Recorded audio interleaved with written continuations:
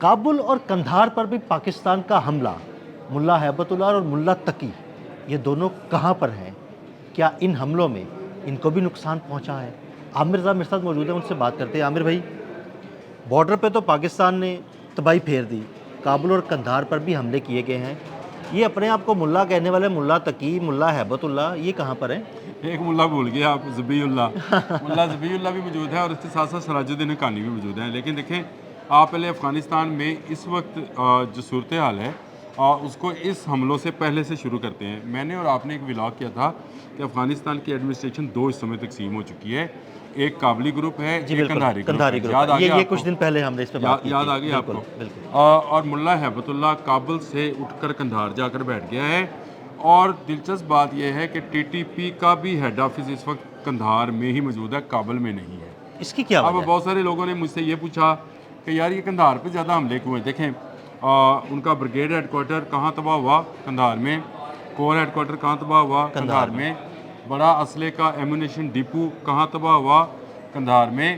Logistic head quarter کہاں تباہ ہوا؟ قندھار میں۔ کابل میں نہیں۔ کابل میں کس کی عملداری ہے؟ کابل میں عملداری ہے سراج الدین حقانی گروپ کی، حقانی نیٹ ورک والوں کی ہے۔ صحیح۔ جلال الدین حقانی کا بیٹا ہے نا سراج حقانی۔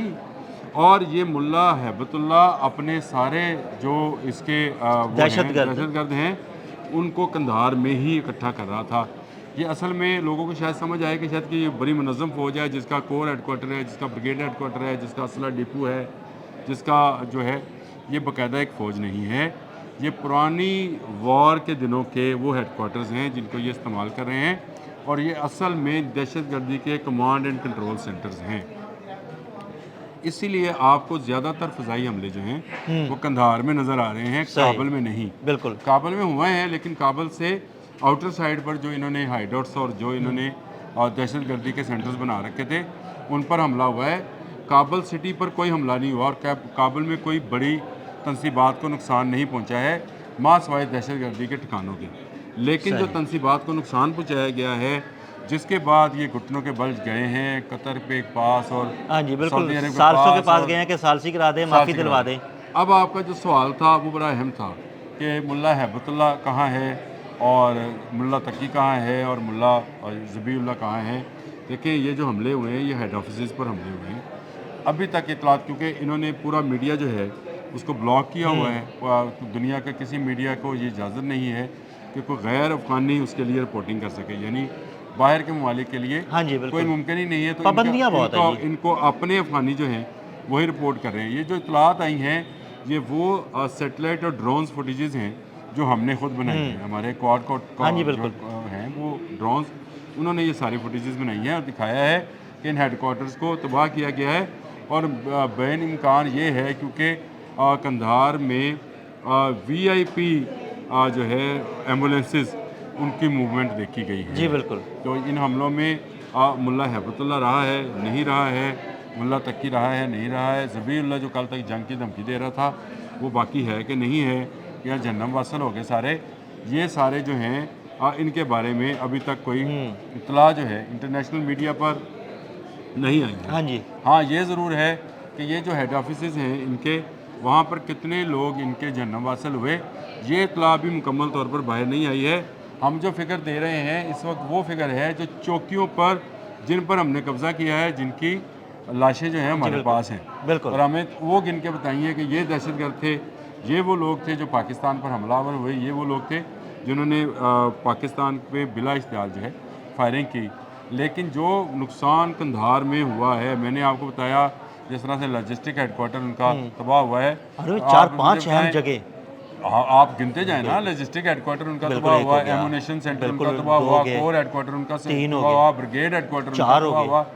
اس کے علاوہ وہاں پر بے شمار جگہوں پر دھماکے سنے گئے ہیں، اور لازمی بات ہے کہ یہ پوری تیاری میں یہ غاروں میں رہنے کے عادی ہیں۔ یہ بھی غاروں سے مجھے یاد ہے، یہ بھی سنا گیا کہ وہ پھر وہاں سے کئی لوگ بھاگ کے غاروں میں چھپے ہیں۔ دیکھیں میں آپ سے کہہ رہا ہوں یہ غاروں میں رہنے کے عادی ہیں، اور انہوں نے اپنے شہروں کے اندر بھی ایسی سرنگیں بنا رکھی ہیں جن پر حفاظت چھایا جا سکتا ہے، لیکن میرا خیال ہے پاکستانی شہینوں نے بر وقت جو ہے کارروائی کی ہے جس کا ان کو اندازہ نہیں تھا, یہ سوچے تھے کہ شاید بارڈر پہ ہی ہلکی پھلکی سی وہ جنگ ہوگی اور اس کے بعد ختم ہو جائے گا ہم اپنے معاملہ. لوگوں کو مطمئن کر لیں گے کہ جناب پاکستان نے ہم پر کیا تھا تو ہم نے اس کا جواب دے دیا, لیکن پاکستان کی طرف سے اس طرح کا جواب آئے گا, جواب الجواب آئے گا, اس کو ان کو جو ہے اندازہ نہیں تھا. اور پاکستان نے اپنے فضائی حملے کے اندر اس وقت میں آپ کو صورتحال اگر بتاؤں تو افغانستان کی سرزمین پر پاکستانی پرچم لہرا رہے ہیں اور افغانستان کی فضا میں پاکستانی شہینوں کا راج ہے. بالکل. اور ہم جہاں چاہ رہے ہیں ہم وہاں پر کارروائی کر رہے ہیں, جہاں جہاں ہماری انٹیلیجنس موجود ہے جو اطلاع دے رہی ہے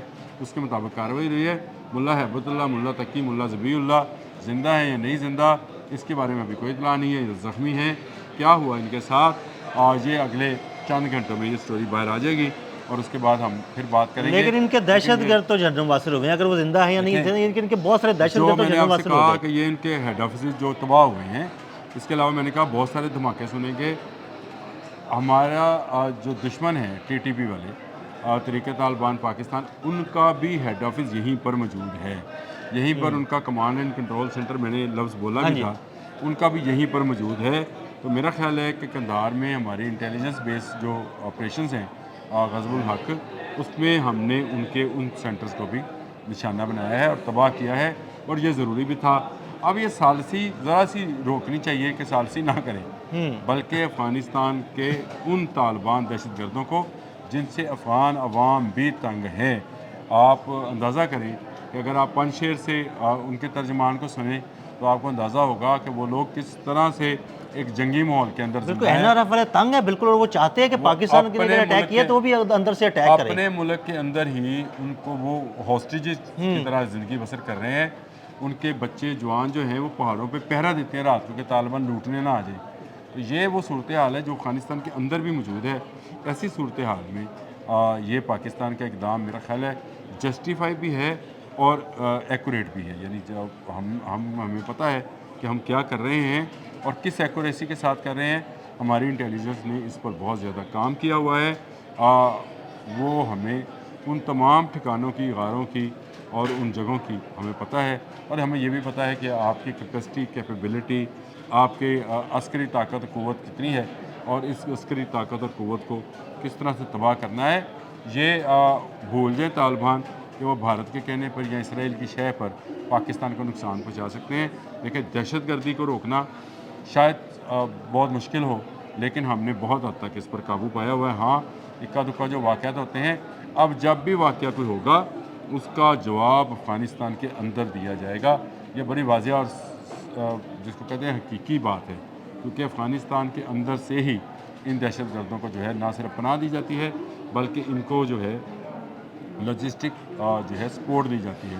تو جو لاجسٹک سینٹر بھی تباہ, ان کا ہیڈ کوارٹر تباہ ہوا ہے, وہاں سے بھی لاجسٹک فراہم کی جاتی تھی. کیونکہ دہشت گردی کے لیے آپ کو بہت زیادہ کوئی بڑے ہیوی ہتھیار نہیں چاہیے ہوتی ہیں. ایک وہ بندہ چاہیے ہوتا ہے جس کو آپ نے اس کے گھر والوں کو ڈالرز اور اس کو ذہنی طور پر موٹیویٹ کیا ہوتا ہے, خود کچھ بمبار بنانا ہے آپ نے بارود بھر کے کسی پر چھوڑ دینا ہے. لیکن ان کے جو لاجسٹک سینٹرز ہیں ان میں اسلحہ بھی موجود تھا, ان میں ایسی چیزیں موجود تھیں جن کو اب تباہ کر دیا گیا. میرا خیال ہے کہ افغانستان کے طالبان کو جو عسکری قوت تھی اس کو ایک مرتبہ بتا دیا گیا ہے کہ آپ نے جن سے پنگا لیا ہے وہ اب کسی ایک بھی کسی گولی برداشت نہیں کریں گے. ہم پر گولی چلے گی, ہم میزائل چلائیں گے. بہت شکریہ عامر بھائی. عامر بھائی نے بڑی تفصیل کے ساتھ آپ کو بتایا کہ آخر قندھار میں زیادہ حملے کیوں ہوئے. عدیل احمد اور عامر رضا کو اجازت دیجیے گا. اللہ حافظ.